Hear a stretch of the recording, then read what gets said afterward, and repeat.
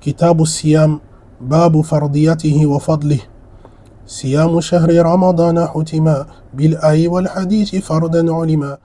الحمد لله رب العالمين والصلاة والسلام الأتمان الأكملان على المبعوث رحمة للعالمين وعلى آله وصحبه أجمعين. أما بعد، ففي الليلة الرابعة من رمضان سنة 46 و400 وألف من الهجرة نواظب على مدارسة كتاب الصيام من السبل السوية لفقه السنن المروية لشيخ حافظ الحكمي رحمه الله ta'ala. En cette quatrième nuit du mois de Ramadan de l'année 1446 de l'Hégire, on poursuit l'étude du chapitre du jeûne à partir du poème de Cheikh Hafiz al-Hakami, qu'Allah lui fasse miséricorde, poème dont la traduction rapprochée est étude des différents chapitres de jurisprudence au travers des traditions prophétiques. فقال رحمه الله صيام شهر رمضان حتم بالآي والحديث فردا علما. Donc le jeûne du mois de Ramadan fut rendu par le Coran et la Sunna une obligation connue. فالمسألة الخامسة مراتب تشريع الصيام الواجب في الأمة. Donc cinquième point, les étapes de la législation du jeûne obligatoire. Cinquième point, les étapes de la législation du jeûne obligatoire. Fahiya marahilu salas. Donc le jeûne obligatoire a traversé trois étapes. Al-marhalatul ula siyamu yawmi ashura. Donc première étape, le jeûne du jour de Ashura. وقد ورد خلاف عن هذه المرحلة فسمى أقوال ثلاث. Une divergence a été rapportée à propos de cette première étape. Et il existe trois avis à ce sujet. أذكرها سردا ثم أذكر دليل القول الراجح إن شاء الله فعلى هذا من شاء أن يكتفي بهذا القول فله ذلك برمته. Je citerai ces trois avis d'un trait dans un premier temps, et ensuite on citera la preuve de l'avis estimé être le plus juste. Donc la personne souhaitant se contenter d'un seul avis, sans avoir à prêter attention aux divergences, peut se suffire de cela. Al-qawlu al-awwal awwalu ma furida huwa siyamu yawmi ashura.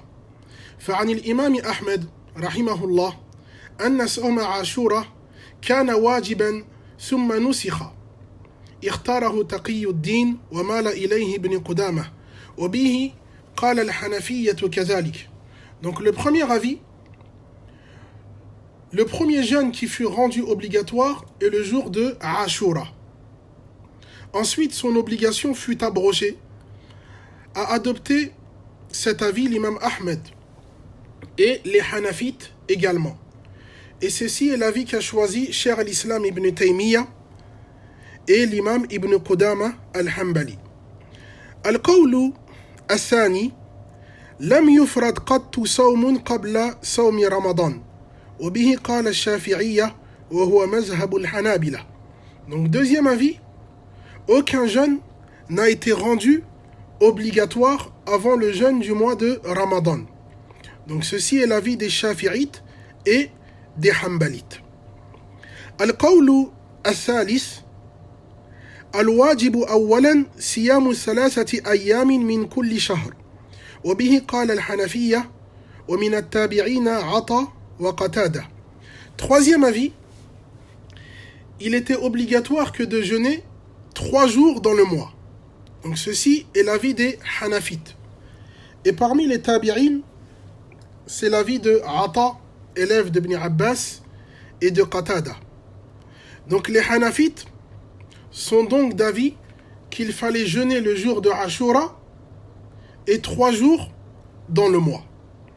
والراجح هو القول الأول ودليله ما أخرجه البخاري من حديث ابن عمر رضي الله عنهما أنه قال صام النبي صلى الله عليه وسلم عاشورا وأمر بصيامه فلما فرض رمضان ترك الحديث.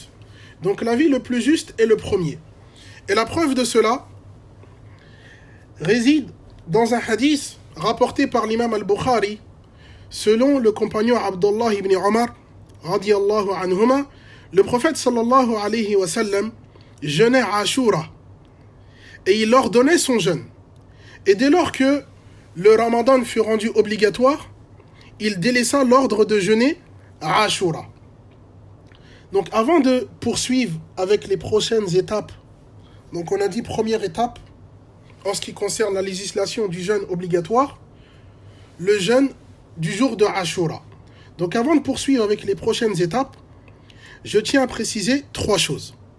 Premièrement, un imam, et notamment ici l'imam d'une école de jurisprudence, peut être sur un avis, tandis que ses élèves et les imams suivant son école de jurisprudence peuvent être sur un autre avis.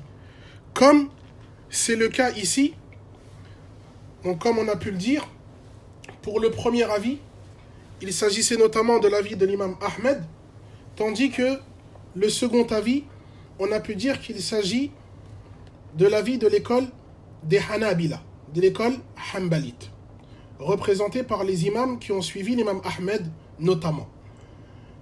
Deuxièmement, les écoles de jurisprudence connues dans le monde musulman sont au nombre de 4.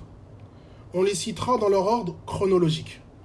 La première, l'école Hanafite, en référence à l'imam Abu Hanifa, né en 80 de l'Hégire et décédé en 150 de l'Hégire.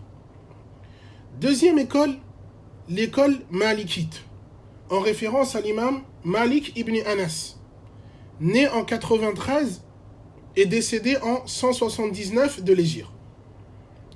Troisième école, l'école Shafi'ite, en référence à l'imam Mohammed ibn Idris al-Shafi'i, né en 150, l'année à laquelle est décédé l'imam Abu Hanifa, et décédé en 204 de l'Hégire. Quatrième école, l'école Hanbali, en référence à l'imam Ahmed ibn Mohammed ibn Hanbal, dont le surnom est Imam Ahli Sunnah, l'imam des gens de la Sunnah. Donc l'imam Ahmed est né en 164 et il est décédé en 241 de l'Hégire. Troisièmement, il convient de comprendre que la jurisprudence ne se restreint pas à ces 4 écoles, que des savants étaient présents avant ces 4 imams, tout comme des savants à leur époque avaient également des élèves, ce qui est semblable à des écoles de jurisprudence. Mais ce qui est demandé aux musulmans, c'est de suivre l'avis lui paraissant le plus juste dès lors que la preuve lui est établie. فعود على بدء المرحلة الثانية التخيير بين الصيام والإفطار مع إطعام كل يوم مسكينا. Donc deuxième étape, le choix entre jeûner ou ne pas jeûner, avec l'obligation de nourrir un pauvre par jour pour ceux qui ont fait le choix de ne pas jeûner. دليل هذه المرحلة في قول الله تعالى وعلى الذين يطيقونه فدية طعام مسكين فمن تطوع خيرا فهو خير له وأن تصوموا خير لكم إن كنتم تعلمون. Donc la preuve de cette seconde étape réside dans Surat al-Baqarah, Surat 2, verset 184. Allah Azza wa Jal dit: ceux qui en sont capables, mais qui s'en dispensent, devront nourrir un pauvre pour compensation. Celui qui en nourrit davantage, cela est meilleur pour lui, mais il est préférable pour vous de jeûner si vous saviez. فعلى هذا تفسير بعض الصحابة والتابعين. Donc en ce sens, on retrouve l'explication de certains sahaba et de certains tabi'in. فمن الصحابة Ibn Mas'ud, donc parmi les sahaba qui ont expliqué le verset de la sorte, on retrouve le compagnon Ibn Mas'ud, ou encore Mu'az ibn Jabal, ou encore Abdullah ibn Omar, ou encore Salamatu ibn al-Akwa. Et de même, ceci est l'explication de certains tabi'in. Et parmi ces tabi'in, on retrouve Alqama, ou encore Ibrahim al-Nakha'i, ou encore Al-Hassan al-Basri, Al-Sha'bi, et encore Al-Zuhri. قالوا كان فرض الصيام هكذا على الناس من أراد صام ومن أراد أطعم مسكينا وأفطر ثم نسخ ذلك بقول الله تعالى فمن شهد منكم الشهر فليصم. Donc il dit c'est ainsi que le jeûne du mois de Ramadan avait été légiféré. Celui qui le voulait jeûnait et celui qui le voulait ne jeûnait pas et nourrissait pour chaque jour un pauvre jusqu'à la révélation du verset suivant qui l'abrogea. Donc le verset suivant c'est le verset 185 dans Surat Al-Baqarah lorsqu'Allah Azza wa Jal dit que celui qui voit la lune annonçant le début de ce mois observe le jeûne. وفي معنى الآية قول آخر منسوب إلى ابن عباس يذكر في مسألة أخرى إن شاء الله. Donc on retrouve un autre avis au sujet de ce verset rapporté par le compagnon Ibn Abbas radiyallahu anhuma. Donc on citera notamment cet avis lorsqu'on abordera les chapitres 6 et 7 insha'Allah ta'ala au sujet des personnes excusées à ne pas jeûner. Al-marhalatu as-salisa, troisième étape, ta'ayyunu siyami shahri ramadan wa alayhi istaqar wa tashri'. Donc l'obligation de jeûner le ramadan. Et la législation s'est stabilisée sur ce point. قال الله تعالى فمن شهد منكم الشهر فليصم. Donc Allah dit dans Surat Al-Baqarah verset 185 que celui qui voit la lune annonçant le début de ce mois observe le jeûne. وكان في أول الأمر إنما يباح الشرب والأكل والجماع بعد الغروب إلى أن ينام المسلم أو يصلي العشاء فيحرم عليه جميع ذلك. Donc on a dit la troisième étape, l'obligation de jeûner le mois de Ramadan. Mais au début de l'islam, lorsqu'une personne rompait le jeûne après le coucher du soleil, il ne lui était permis de manger, boire et d'avoir des rapports charnels que jusqu'à la prière d'Al-Isha, à moins qu'elle ne s'endorme avant. Donc si elle accomplissait la prière de Salat al-Isha ou s'endormait, la nourriture, la boisson et les rapports charnels lui étaient interdits jusqu'à la nuit suivante. وعلى هذا قول الله تعالى أحل لكم ليلة الصيام الرفث إلى نسائكم هن لباس لكم وأنتم لباس لهن علم الله أنكم كنتم تختانون أنفسكم فتاب عليكم وعفى عنكم الآية. Donc c'est en cela qu'a été révélé le verset 187 dans Surat Al-Baqarah. Donc il s'agit d'une permission accordée par Allah et une levée de ce qui était demandé aux premiers musulmans. Donc Allah dit, il vous est permis d'avoir des rapports charnels avec vos épouses lors des nuits du mois de jeûne. Elles sont un vêtement pour vous et vous un vêtement pour elles, c'est-à-dire une source de quiétude et de repos. Allah sait que vous vous dupiez vous-même en transgressant son interdiction, mais il a accepté votre repentir et vous a pardonné. Autre traduction possible, mais il vous a accordé facilité et aisance par cette abrogation. Faramadan al-yom ala ma na'lam. Voilà donc les trois étapes traversées au sujet du jeûne obligatoire. Al-mas'alatu al-thaniya sababu tasmiyati Ramadan hal lahu ma'na. Donc le deuxième point qu'on va aborder, est-ce que l'appellation Ramadan a une signification? Donc Ramadan huwa الشهر التاسع من شهور السنة فمن أهل العلم من قال إنه اسم موضوع لغير معنى. Donc le mois de Ramadan est le 9e mois dans le calendrier hégirien. Donc certains savants de dire qu'il s'agit d'un nom dépourvu de sens. ومن أهل العلم من قال إنه اسم مشتق من الرمد. Tandis que d'autres savants sont d'avis que ce nom est dérivé d'ar-ramad, la chaleur intense. وذكروا له معاني. المعنى الأول قيل سمي رمضان لأنه يرمد الذنوب أي يحرقها ويهلكها.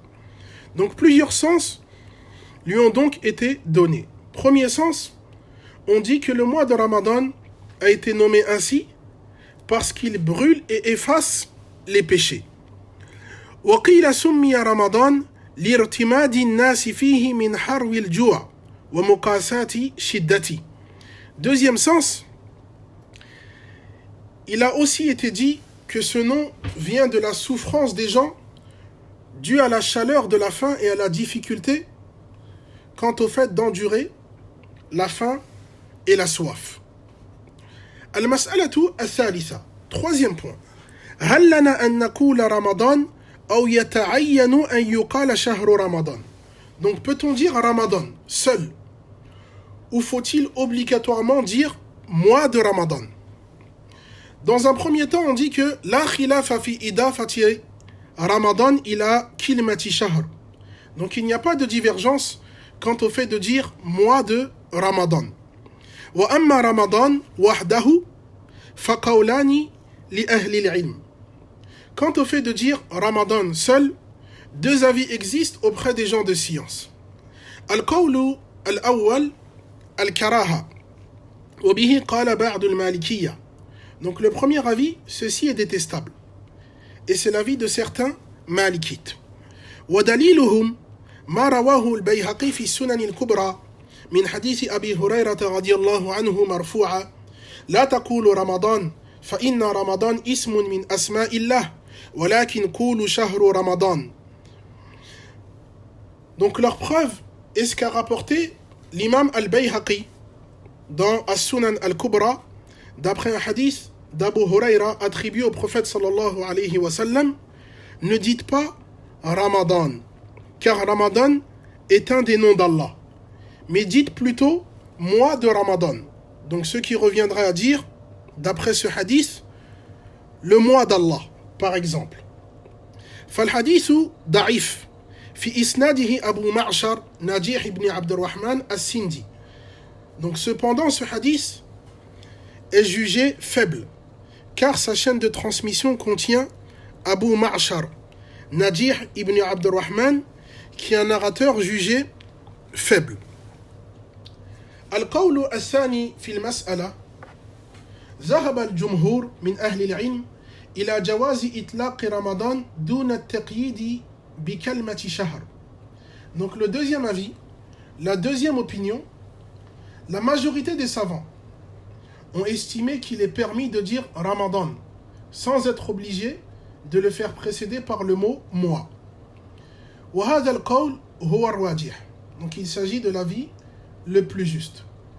إذ جاءت الأدلة على جواز الأمرين وفي سنة عدة أحاديث بكلمة رمضان وحده. Et on retrouve de nombreux ahadiths dans la sunna où le terme Ramadan est cité seul, non précisé par le mot mois de Ramadan. وسوق هذه الأحاديث إبان دراسة فضائل الصوم وغير ذلك إن شاء الله تعالى. Donc on citera notamment ces ahadiths lors de l'étude des mérites du jeûne ainsi que d'autres chapitres Inch'Allah. فخلاصة القول أن ذكرنا الليلة مسائل ثلاث. الأولى مراتب التشريع الصوم الواجب، الثانية سبب تسمية رمضان، والثالثة هل لنا أن نقول رمضان فحسب. وتتمة مسائل ذا البيت في مسائل غد إن شاء الله تعالى. Donc en résumé, ce soir nous avons abordé 3 points. Le premier, les étapes de la législation du jeûne obligatoire. Le second, la raison de l'appellation Ramadan. Et le troisième, peut-on dire Ramadan seul, sans ajouter mois de Ramadan. Et la suite des points soulevés dans ce premier vers de poésie sera abordée demain soir, Inch'Allah ta'ala. فبهذا القدر نكتفي ونتزجى فهذا والله أعلم وصلى الله على نبينا محمد وعلى آله وأصحابه أجمعين.